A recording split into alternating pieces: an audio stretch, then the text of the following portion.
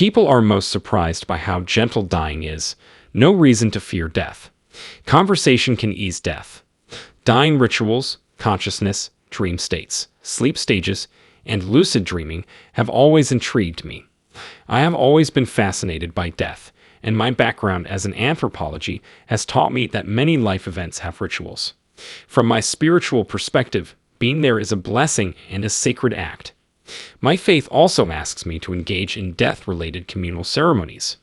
A person stands guard over the corpse after death and before it is cleaned and prepared as part of being a shomer, to keep the soul company. It was a privilege to help a friend. It's fantastic and comforting to know that our souls survive beyond death. The death midwife's end-of-life procedures provide conscious dying people autonomy, which is vital. For several reasons, my late husband chose to fight for his life after 8 years of lupus. Is it all right if I give up now? He asked me at the finish. Choosing your own leaving time is a blessing, even though it was heartbreaking. At bedside and pre-planning, I've been most involved. Planning frank communication and discussing your wishes with loved ones are essential. I've found that dying people enjoy having one final chance to communicate their hopes, worries, and dreams for their loved ones. All family members should do it. I think families find such conversations difficult, but knowing mom wants to be cremated relieves some of the tension. Death midwives can facilitate difficult conversations. Midwives work professionally and cooperatively with funeral homes. I admire hospice, palliative, and end-of-life doctors as a death midwife. Death midwives and hospice workers aim to console patients in their final days. As a death midwife, I have no medical training, so I cannot do any medical procedures. I focus on emotional support toward the end of life, which typically involves sitting silently and holding a dying person's hand to soothe their spiritual, bodily, or emotional pain. When that happens, the family may relax and focus on their loved one as hospice personnel cares for their physical needs. We mediate this way. We need lots of data on the funeral industry's what can and who cannots and demands. Many of us have pricing lists, so we can advise a family that hasn't planned on what's affordable. They avoid the misery of having to make such a decision when their loved one is all they care about. Know anything about grief counselors' roles? I think grief counselors visit families after a death to help them cope. As a death midwife, I understand family struggles. Thus, families often question what's happening, especially near the end. Death is portrayed differently in the media. People often ask, what is happening? Does life remain? Are they suffering? Although I can answer these questions, I am not a grief counselor. Such services usually come after the person dies. Most are surprised to hear that dying is peaceful. Shivering, weeping, and groaning are minimal. Most people stop breathing subtly. There may be some movement or noise, but it's calm. Quite surprised. After death, our souls restructure and are reborn, in my opinion.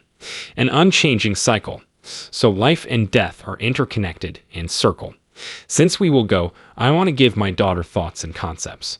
I hope she views me as a person with feelings and opinions beyond her own, not just her mother. Death may ease those things. When considering death, we want to leave our loved ones. Being more honest about dying helps implement such things. In reality, dying isn't scary. Normal anxiety is reduced by talking about it. We saw many bright objects, including bubbles in the sky and in the field. The beautiful, loving glow from each bubble symbolized a soul. Despite their shapelessness, they were full of energy. We stood calmly in the valley, feeling calm. After discreetly connecting with these spirits, we felt less alone. I felt like I had entered paradise, a realm of endless beauty. My brother assumed this was a ghost stopover. Over time, the small luminous objects clustered on the other side of the valley.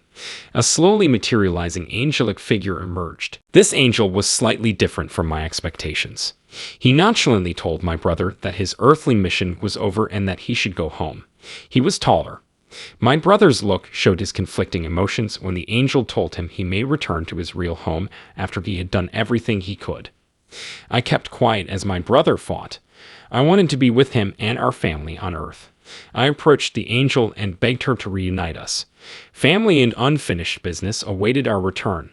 I pleaded to continue our earthly journey. Angels compassionately examined my determination. He added that he couldn't change each soul's journey and fate. My brother was 11 and just starting off, and our family was praying and waiting for us, so I kept going. Their safety was our primary priority. The angel volunteered to guide us to a more supportive environment because we were struggling. I nodded aspirationally. My brother hugged me and said he wanted to return. The angel guided us to ascend like a suspended object. As we flew over the skies, we saw an amazing white marble edifice with beautiful sculptures. A soft light came from inside the structure as I approached its open entrance. As we entered the hall, its sacred atmosphere, towering pillars, and stunning frescoes caught our attention.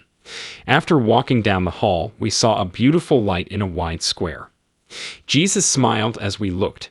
His being was full of love and hospitality. A soft voice from above recognized our family prayers for us on earth. He understood our desire to console them a second time. But returning to earth would be difficult, he claimed.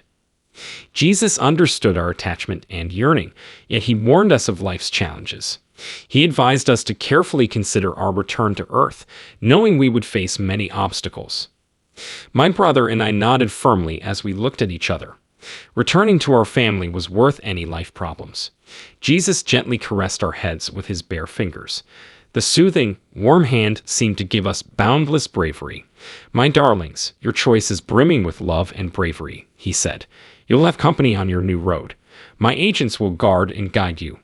Get back to earth, inspire others, and make your loved ones happy and comfortable."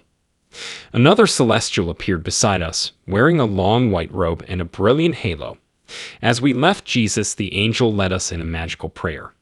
We were in a peaceful, enigmatic place where a loving energy surrounded us.